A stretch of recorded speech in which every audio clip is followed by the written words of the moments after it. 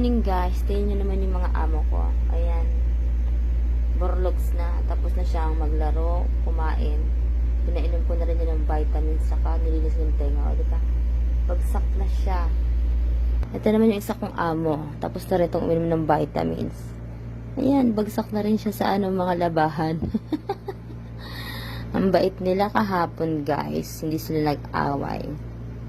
Nandito lang sila sa kwarto nakakulong. Siyempre, may pagkain ni Coco, may tubig, pagkain ni Baste, at ito pa yung tuna na may carrots para kay Coco.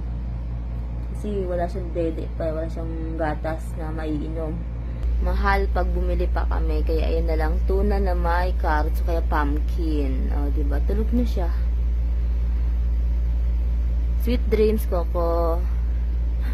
Sweet dreams, Baste. Ang mabait niya. Very good.